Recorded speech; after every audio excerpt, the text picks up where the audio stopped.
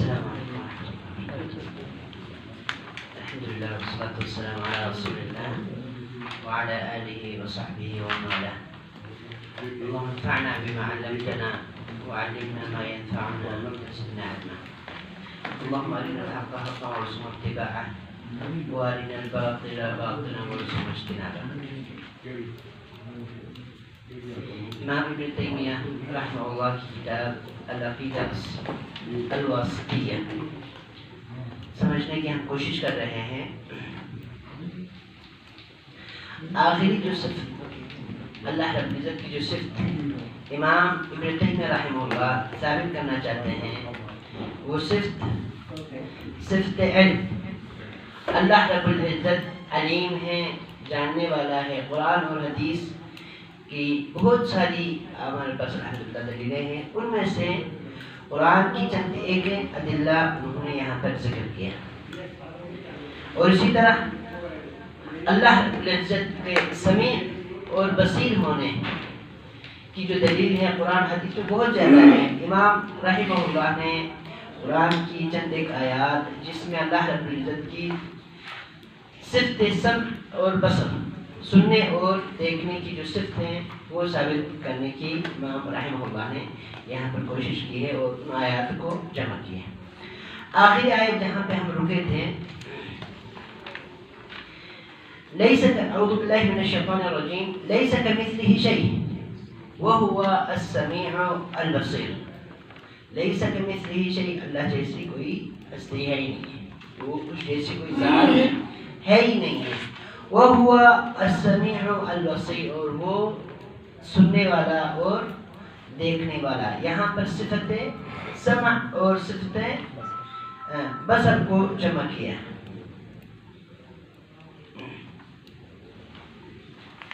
اسی طرح صفت سمع اور بصر، سننا اور دیکھنا، اس کو ثابت کرنے کے لیے امام رحمہ اللہ دوسری آیت لے کے آ رہے ہیں، قولہ وقولہ، اور اسی طرح اللہ رب العزت کا فرمان.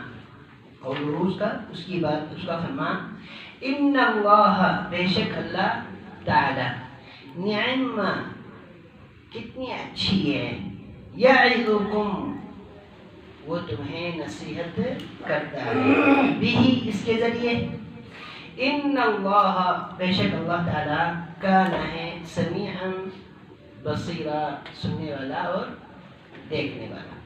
اس آیت کریمہ میں بھی صفت سمع اور صفت بصر یہاں پر ثابت ہے. ان اللہ کان سمیعا بصیرا. اگر کانا کا ہم ترجمہ کریں، لغت میں لفظی طور پر ترجمہ کریں تو اس کا مطلب ہوتا ہے تھا. کانا کا مطلب تھا، لیکن قرآن میں بہت سارے اسالیب میں، یعنی بہت ساری آیات میں کانا کا معنی ہے میں استعمال کیا ہے.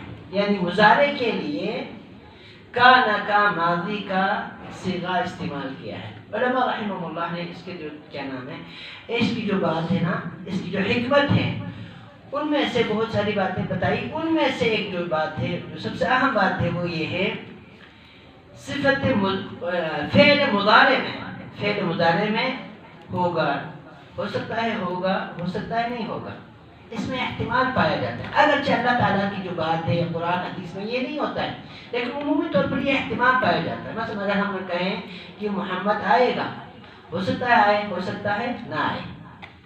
لیکن جب ہم نے کہا کہ محمد آ گیا ہے، عبداللہ آ گیا ہے، تو اس کا مطلب ہے بات ختم ہو گئی، یعنی 100% بات ہو گئی.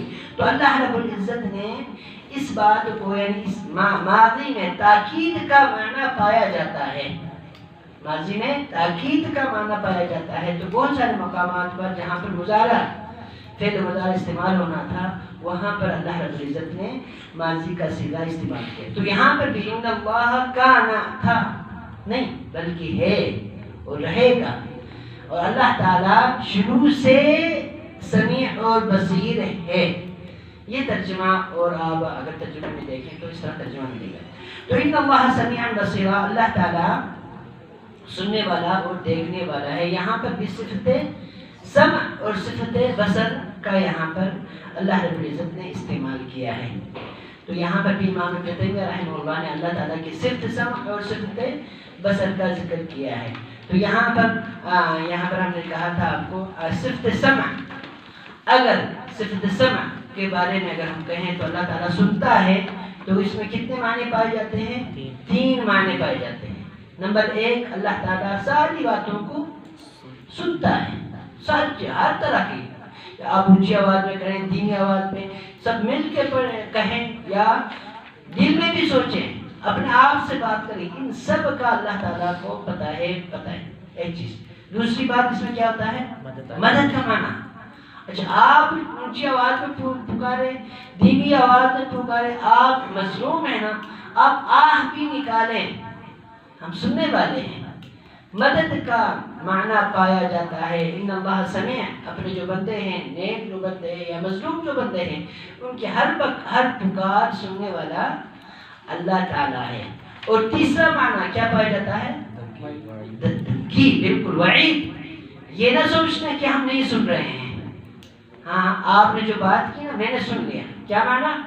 دھمکی دینے کا معنی، کہ سزا دینے کا معنی. یہ اللہ رب العزت کے کیا نام، اس لفظ سمیع، اگر کوئی شخص اچھی طرح سمیع کا، اللہ تعالیٰ سننے والا ہے، یا کوئی دوسری صفت لے لیں، اللہ رب العزت اگر ہم یقین کرتے 100% کہ اللہ تعالیٰ دیکھنے والا ہے، انسان کو سدھرنے کے لیے یہی ایک صفت کافی ہے. تو اللہ تعالیٰ کی صفات جاننے کا فائدہ کیا ہوتا ہے؟ انسان میں تقوی، پرہیزگاری، اور اللہ تعالیٰ دیکھ رہا ہے، سن رہا ہے، یہ استشعار، یہ شعور اور احساس پیدا ہوتا ہے کہ اللہ تعالیٰ کی جو صفات ہیں ان کو جاننے سے. تو یہاں پر صفت سمع اور صفت بصر کا امام رحمہ اللہ نے چند ایک آیات ذکر کی. اگلی آیات میں امام رحمہ اللہ صفت مشیت ذکر کریں گے. صفت مشیت، مشیت کا معنی کیا ہے؟ چاہنا. مشیت کا معنی کیا ہے؟ اللہ چاہتا ہے، اللہ جو چاہے وہی کرتا ہے. جس طرح ہم کہتے ہیں ماشاء اللہ، انشاء اللہ، اس میں بھی صفت کیا ہے؟ مشیت ہے، اللہ تعالیٰ کا چاہنا. اللہ تعالیٰ جو چاہے وہی ہوتا ہے. بس آپ کل میرے پاس آئیں گے انشاءاللہ، ٹھیک ہے، تو آپ اچھی چیز دیکھتے ہیں ماشاءاللہ. تو کیا ہے یہاں پر؟ صفت مشیت اللہ تعالیٰ کی. تو قرآن میں اور احادیث میں بھی آپ الحمدللہ ہمارے پاس بہت ساری ایسی آیات ہیں جس میں اللہ رب العزت کی صفت مشیت کا ذکر ہے. اللہ تعالیٰ جو چاہے کرتا ہے، اللہ تعالیٰ چاہتا ہے، یہ جو معنی ہے صفت مشیت کہتے ہیں، وہ اس کا ذکر ہے. تو آپ کے پاس جو امام رحمہ اللہ نے جو آیت لے کے آئے وہ ہیں قوله تعالیٰ وَلَوْلَا إِذْ دَخَلْتَ جَنَّتَكَ قُلْتَ مَا شَاءَ اللَّهُ لَا قُوَّةَ إِلَّا بِاللَّهِ. وَلَوْلَا، اور ایسا نہ ہو کہ اِذْ دَخَلْتَ، جب تو داخل ہوا جنت کا، اپنے باغ میں، آپ کے اپنے باغ میں، قلت، تم نے یہ کہا ما شاء اللہ، اللہ تعالیٰ نے جو چاہا. لا قوت الا باللہ، نہیں ہے طاقت کوئی اللہ تعالیٰ کے علاوہ. تو یہاں پر صفت مشیت کا اس کو ثابت کرنے کے لیے امام رحمہ اللہ نے یہاں پر یہ آیت لے کے آئے ہیں. صفت مشیت کا ہم نے آپ کو کیا، اللہ تعالیٰ جو چاہے وہی کرتا ہے، اللہ تعالیٰ کا چاہنا، اس کو کیا کہتے ہیں؟ صفت مشیت. اور یہ جو صفت مشیت ہے نا، اللہ رب العزت کی جو مشیت ہے، اللہ تعالیٰ کی مشیت 2 طرح کے ہوتے ہیں. کچھ چیزیں ایسی ہوتی ہیں جس میں اللہ تعالیٰ کی پسند ناپسند کا اس میں دخل نہیں ہوتا. کچھ چیزیں ایسی ہوتی ہے جس میں اللہ تعالیٰ کی پسندیدگی اور ناپسندیدگی کا دخل ہوتا ہے. جس طرح اگر آپ کو یاد ہو، ہم نے کہا تھا کہ نا ارادہ کونیہ اور ارادہ شرعیہ. صرف مشیہ شرعیہ اور مشیہ کونیہ بھی وہی چیز ہے. یعنی کچھ ایسی چیزیں اللہ تعالیٰ اپنی مرضی سے پیدا کرتا ہے. اللہ تعالیٰ نہ چاہے تو یہ سمندر نہیں ہوں گے، اللہ تعالیٰ اگر نہ چاہتے تو یہ پہاڑ نہیں. تو یہ سارا اللہ تعالیٰ کی چاہت سے اللہ تعالیٰ ہی نے کیا. ٹھیک ہے. دوسری جو چیز ہے ہمارے یہاں پر بیٹھنا، اللہ قبول کرے، ہمارا یہاں پر بیٹھنا، اس میں ہم اپنے طور پر بیٹھے ہوئے ہیں اور اس میں بھی اللہ تعالیٰ کی مشیت شامل ہے. وَمَا تَشَاءُونَ إِلَّا أَن يَشَاءَ اللَّهُ. وَمَا تَشَاءُونَ، تم کوئی بھی مشیت نہیں، ارادہ نہیں کرتے مگر اس میں اللہ تعالیٰ کا، اس کے ارادے کا شامل ہو. تو ہم جو ارادہ کرتے ہیں، ہم جو چاہتے ہیں، وہ ہمارا ایک دائرہ ہوتا ہے. اس کے بعد اللہ تعالیٰ کا اللہ کی مشیت اس کا ارادہ اس میں شامل حال ہے. اللہ تعالیٰ نہ چاہے آپ اور میں اگر باہر نکلنا چاہیں نا بالکل نہیں نکل سکتے. ایک قدم آگے ہم آگے نہیں رکھ سکتے ہیں، نہ ہی پیچھے ہم رکھ سکتے ہیں جب اللہ تعالیٰ نہ چاہے. لیکن اللہ تعالیٰ نے کچھ کاموں میں کچھ معاملات میں ہماری مرضی رکھی ہوئی ہے. ہاں ہم اپنی مرضی سے آگے پیچھے کر سکتے ہیں، لیکن پیچھے جا کر اللہ تعالیٰ کی اس میں مشیت شامل حال ہے. جی لا قوت الا باللہ، کوئی بھی طاقت نہیں ہے. کس طرح کی طاقت؟ آپ اپنے ذہن میں جس طرح کی بھی طاقت لائے نا تو یہ اس میں یہاں پر معنی جڑ سکتا ہے. مثلا کس طرح طاقت؟ کوئی بھی دنیا کی کوئی طاقت مجھے فائدہ دینے والی نقصان دینے والی نہیں. اللہ تعالیٰ اجتماعی ہو یا انفرادی، نیکی کرنے کی طاقت یا برائی سے رکنے کی طاقت. اسی لیے اس سے ملتا جلتا ایک آپ کے پاس ذکر ہے، دعا ہے لا حول ولا قوت الا باللہ. اس کو نبی صلی اللہ علیہ وآلہ وسلم نے کنز من کنوز الجنہ، جنت کے خزانوں میں سے ایک خزانہ قرار دیا. اس میں کیا ہے؟ ساری طاقت اللہ تعالیٰ کی طرف منسوب کر دیا. لا حول ولا قوت الا باللہ. حول اور قوت کا معنی ایک ہی ہے. نہ مجھ میں نیکی کرنے کی طاقت، نہ برائی سے بچنے کی طاقت نہیں ہے سوائے اللہ کی توفیق سے، اللہ کی مشیت سے، اللہ کی طاقت سے.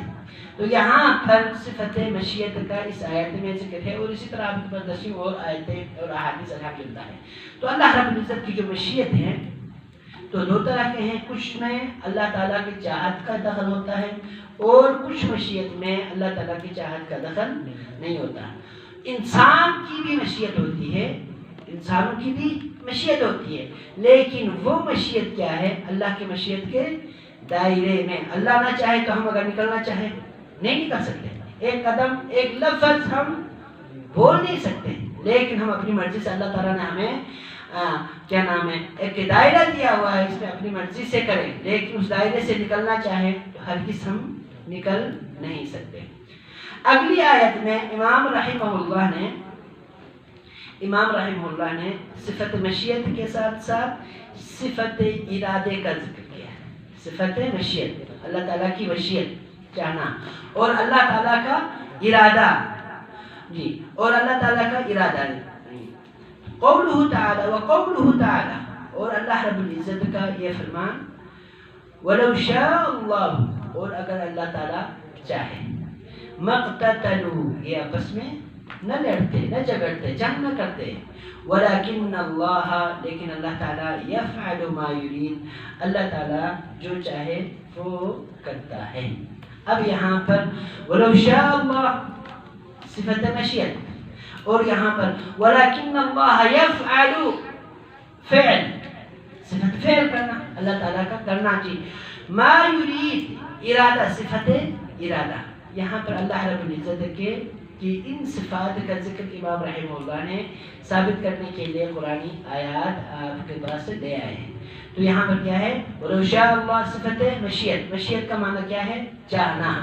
اللہ رب العزت کی مشیت کا معنی ہے چاہنا. اللہ تعالیٰ کی ایک صفت ہے جسے مشیت کہتے ہیں. جی اور مقتدر ولیکن اللہ یفعل، اللہ کرتا ہے ما یرید، جو کچھ وہ چاہے. صفت ارادہ، ارادے کا معنی اللہ تعالیٰ کا ارادہ ہے، جو چاہے وہ کر لیتا ہے. اللہ تعالیٰ کے ارادے میں کوئی حائل نہیں ہو سکتا. الحمدللہ. اگلی آیت میں بھی صفت ارادے کا ذکر ہے. وَقَوْلُهُ تَعَالَى أُحِلَّتْ لَكُمْ، تمہارے لیے حلال قرار دیا، اللہ تعالیٰ نے حلال کیا ہے. بہیمۃ الانعام، چوپائے جو جانور مویشی ہیں، تمہارے لیے کیا کیا ہے؟ حلال کیا ہے. الا، سوائے ما یتلی علیکم، تم پر جو تلاوت کی جاتی ہے، تمہیں بتایا جاتا ہے. غیر محل الصید، غیر محل الصید، جی سوائے وہ جانور جو تم شکار کریں، تمہارے لیے شکار کے حالت میں تمہارے لیے وہ جائز نہیں ہے، اگرچہ وہ پہلے جائز ہے. وَأَنْتُمْ حُرُمْ، کس صورت میں؟ جبکہ تم احرام کی حالت میں ہو. آپ کو پتہ ہے اس کو کہتے ہیں محظورات احرام کہتے ہیں. انسان احرام کی حالت میں ہونا تو کچھ حلال چیزیں بھی ان کے لیے حرام ہیں. اس کی مثال آپ دیکھ لیں روزے کی حالت میں، روزے کی حالت میں کچھ حلال چیزیں ہمارے لیے حرام ہے نا، جائز نہیں ہے.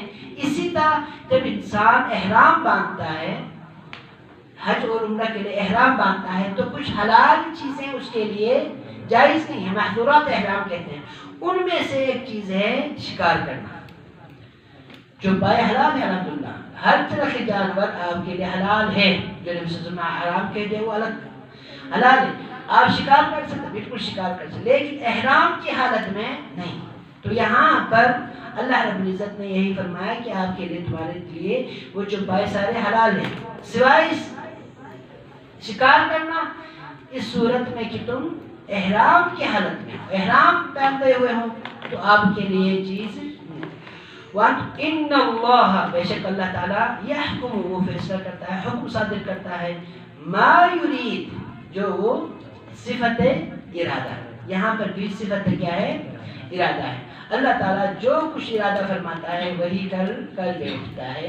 یہاں پر صفت ارادہ کا ذکر کرنے کے لیے اللہ رب العزت نے یہاں پر ذکر کیا، اور آپ کو میں نے بتایا صفت ارادہ کا کہ دو معنی ہیں، ارادہ کونیہ اور ارادہ شرعیہ. جی قولہ تعالی فمن یرد اللہ، یرد ارادہ چاہے، صفت ارادہ، بس جسے اللہ تعالیٰ چاہے، ان یہدیہ کہ اسے ہدایت دے، یشرح صدرہ للاسلام اس کا جو سینہ کھول دیتا ہے اسلام کے لیے.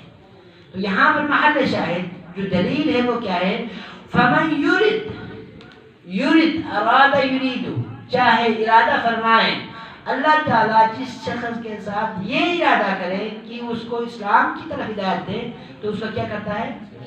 سینہ کھول دیتا ہے. جی ومن یرد اور جسے اللہ تعالیٰ اس کے ساتھ ارادہ فرمائے، ان یضلہ سے اس کو گمراہ کرے، گمراہ کرنے کا ارادہ فرمائے، یجعل صدرہ ضیقا اس کا سینہ تنگ کر دیتا ہے. اللہ رب العزت اس کا سینہ تنگ کر دیتا ہے. ان کأن ضیقا حرجا کأنما یصعد فی السماء، گویا کہ وہ آسمان کی طرف چڑھ رہا ہو، آسمان کی طرف چڑھ رہا ہو. اور آپ کو پتہ ہے جتنا اونچی جگہ پر آپ جائیں گے نا تو سانس ہو جاتا ہے کم ہو جاتے ہیں، اور سانس لینے میں دشواری ہو جاتی ہے، آکسیجن کا مسئلہ ہوتا ہے. آپ کو پتہ ہے اونچی جگہ پہ چڑھ جائے تو اس سے سانس بند ہو جاتا ہے اور بندہ سانس گھٹنے لگتا ہے. تو گویا کہ وہ شخص جس کو اللہ رب العزت نہ چاہے ہدایت دینا، تو وہ اس کو دنیا میں کیا کر دیتا ہے؟ اسلام کی طرف راغب نہیں کرتا. وہ گویا کہ اسلامی باتیں سن کر، اسلامی تعلیمات سن کر، عبادات کو سن کر اس کو تنگ کیا جاتی ہے. تو اس کے ساتھ اللہ تعالیٰ نے کیا ارادہ فرمایا؟ اس کو گمراہ کرنے کا. یہاں پر بھی امام رحمہ اللہ نے فمن یرد ومن یرد ارادہ یرید ارادہ فرمائے. اللہ تعالیٰ جس شخص کو اس کے ساتھ ارادہ فرمائے کہ اس کو اسلام میں داخل کرنا ہے، اسلام کی توفیق دینا ہے، تو اس کے کیا دل کھول دیتا ہے. اور جس کے ساتھ ارادہ فرمائے اس کو گمراہ کرنا ہے تو کیا کرے گا؟ اس کا دل، اس کا سینہ تنگ کر دیتا ہے. یہاں پر ایک ضمنی بات آ جاتی ہے کہ کیا اللہ رب العزت کسی شخص کو اسلام اپنی مرضی سے اسلام دے رہا ہے، کسی کو اسلام کی توفیق دے رہا، کسی کو توفیق نہیں دے رہا، لیکن ساتھ ساتھ اسلام قبول نہ کرنے پر کیا ہے؟ اس کے لیے سزا بھی ہے. بات واضح ہے؟ جی اللہ رب العزت اپنی مرضی سے اس کو توفیق دے رہا ہے اسلام قبول کرنے کی، اور اللہ تعالیٰ کا اپنی مرضی سے کیا ہے؟ اس کو توفیق نہیں دے رہا. تو پھر پیچھے جا کر اس کو سزا بھی ہوتی ہے. مثلا میں کہوں کھڑے ہو جائیں، میری مرضی سے یہ کھڑا ہو رہا ہے، اور کھڑے ہونے کے بعد میں اس کو ماروں گا، کیوں کھڑا ہو گیا؟ کیا یہ زیادتی ہے نا؟ اس کا کیا جواب ہے؟ اس کا یہ جواب ہے کہ اللہ رب العزت کسی کے ساتھ ظلم زیادتی نہیں کرتا. یہ ہمارا ایمان ہونا چاہیے کہ اللہ تعالیٰ ذرہ برابر کسی کے ساتھ، بلکہ نبی صلی اللہ علیہ وسلم کی وہ حدیث ہم نے پڑھی، یا عبادی انی حرمت الظلم علی نفسی، اے بندو میں نے اپنے آپ پر ظلم کو حرام کرا دی، وجعلتہ محرما فیما بینکم، اور تمہارے درمیان اس ظلم زیادتی کو میں نے حرام کر دیا. تو اللہ تعالیٰ ظلم زیادتی نہیں کرتا ہے. ٹھیک ہے، یہاں پہلی بات. دوسری بات یہ ہے اس شخص کو گمراہ اللہ تعالیٰ کرتا ہے اور پھر اس کو سزا کیوں دیتا ہے؟ تو اس کا جواب علماء رحمہ اللہ یہ دیتے ہیں کہ اس نے گمراہ کرنے کے اپنے طور پر ارادہ کیا، یا اپنے طور پر ارادہ کیا، اور اس کا اللہ رب العزت نے بھی اس کو چھوٹ دی۔ میں نے پہلے کہا اللہ تعالیٰ ایک دائرہ دیتا ہے، اس نے اپنی مرضی سے کرے۔ میں مثال دیتا ہوں، مثلا استاد اگر نہ چاہے نا تو طالب علم ہل بھی نہیں سکتا، ٹھیک ہے؟ اب استاد نے پرکھنے کے لیے، جانچنے کے لیے، امتحان لینے کے لیے تھوڑی سی غفلت برتی، بس دیکھ رہا ہے، لیکن بچے کیا کرتے ہیں؟ دیکھ رہے ہیں، اور وہ دو لڑکے آپس میں کیا کر رہے ہیں؟ باتیں کر رہے ہیں۔ استاد دیکھ رہا ہے کہ نہیں؟ کیوں خاموش ہے؟ تاکہ ان کو جانچے، آزمائیں، دیکھ رہے ہیں۔ پھر میری مرضی ہے، اس میں میری مرضی شامل ہے، استاد کی مرضی بھی شامل ہے، اور وہ اپنی مرضی سے باتیں کر رہے ہیں۔ اب اگر میں اس کو سزا دوں یا استاد اس بندے لڑکے کو سزا دے، کیا اس کا حق بنتا ہے کہ نہیں؟ اب یہ لڑکا کہہ سکتا استاد جی آپ دیکھ رہے تھے لیکن ہم باتیں کر، کہہ سکے گا؟ نہیں کہہ سکے گا۔ اسی طرح یہ بات سمجھ میں آ گئی؟ تو اللہ رب العزت کی مرضی کے بغیر کوئی کافر، کوئی مسلمان نہیں ہو سکتا، لیکن کافر یعنی نیک عمل کرنے، نیک عمل نہ کرنے میں اللہ رب العزت نے ہمیں آزمانے کے لیے ہمیں ایک چھوٹ اور ایک کیا دیا ہوا ہے؟ ایک دائرہ دیا ہوا ہے، اور اس بنا پر ہمیں پرکھنے کے لیے، جانچنے کے لیے اللہ رب العزت نے ہمیں ایک دائرہ دیا۔ اب اس دائرے میں ہم اپنی مرضی سے کر سکتے ہیں، اور اسی بنا پر اللہ رب العزت ہمیں کیا ہوگا؟ ہمیں سزا بھی دے سکتے ہیں، ہمیں انعام بھی ہم پر کر سکتے ہیں۔ جی تو یہاں پر اللہ رب العزت نے کیا کیا امام رحمہ اللہ نے کیا ثابت کرنے کی کوشش کی؟ یہاں پر صفت ارادہ، اللہ تعالیٰ کا ارادہ ہونا۔ تو اللہ رب العزت ارادہ فرماتا ہے، اور اللہ تعالیٰ کے ارادے ہی سے سارا ہوتا ہے۔ اللہ تعالیٰ نہ چاہے تو کچھ بھی نہیں ہوگا، ٹھیک ہے؟ اور ساتھ ساتھ یہاں پر فمن یرید ان یہدیہ شخصا للاسلام، جسے اللہ تعالیٰ چاہے ہدایت دے دے۔ تو ہدایت کی دو قسمیں ہیں، اللہ تعالیٰ کی دین کی طرف آنے کی جو ہدایت ہے نا، اس کی دو قسمیں ہیں۔ نمبر ایک ہدایت التوفیق والرشاد، جی ہدایت التوفیق والالہام، ایک ہدایت ہے توفیق ملنا، یہ کس کے ہاتھ میں ہے؟ اللہ کے ہاتھ۔ آپ اس شخص کو بہت زیادہ سمجھاتے ہیں لیکن اس کو توفیق ہی نہیں ہوتی، نماز کے لیے چلیں، یہ کس کی طرف سے ہے؟ اللہ کی طرف سے۔ ایک عیسائی ہے، ایک غیر مسلم ہے، اس کو آپ بہت سمجھاتے ہیں کہ اللہ تعالیٰ ایک ہے، اللہ تعالیٰ کو مانو، نبی صلی اللہ علیہ وسلم کو مانے، لیکن اس کو توفیق نہیں ہوتی۔ یہ کس کی طرف ہے؟ اللہ کی طرف سے۔ اور دوسری جو قسم ہے، جو بندے کوشش کرتے ہیں نا، آپ یہ بھائی یہ اچھی بات ہے، یہ اسلام اچھا دین ہے، صحیح دین ہے، حق دین ہے، یہ سمجھانا، آپ رہنمائی کرتے ہیں نا، اس کو کہتے ہیں ہدایت الدلالۃ والارشاد، ہدایت الدلالہ والارشاد، جی رہنمائی کرنے والی ہدایت۔ تو یہ ہر کوئی کر سکتا ہے، یہ انبیاء سب سے پہلے ان کا مشن ہے، پھر اس کے بعد ان کے جو پیروکار ہیں نا، جتنے بھی متبعین ہیں، چاہے ان کو علم آتا ہو یا جو بھی معلومات ہیں، ان کی یہ ذمہ داری ہے کہ لوگوں کو ہدایت کی پہنچائے، باتیں بتائے، رہنمائی کریں۔ تو یہ ہماری ذمہ داری ہے۔ ہدایت کسی کو ملنا نہ ملنا، اس پر عمل کرنا نہ کرنا، توفیق کس کی طرف سے ہے؟ اللہ رب العزت کی طرف سے۔ تو یہاں پر اس آیت کریمہ میں امام ابن تیمیہ رحمہ اللہ نے اللہ رب العزت کی صفت سے ارادہ ثابت کرنے کے لیے یہاں بھی اس آیت کو لے کے آئے۔ تو اس سے پہلے بھی دو آیتیں اسی حوالے سے ہیں۔ اللہ رب العزت سے دعا ہے کہ کہیں سنی صحیح باتوں پر عمل کرنے کی توفیق عطا فرمائے۔ وآخر دعوانا الحمد للہ رب العالمین۔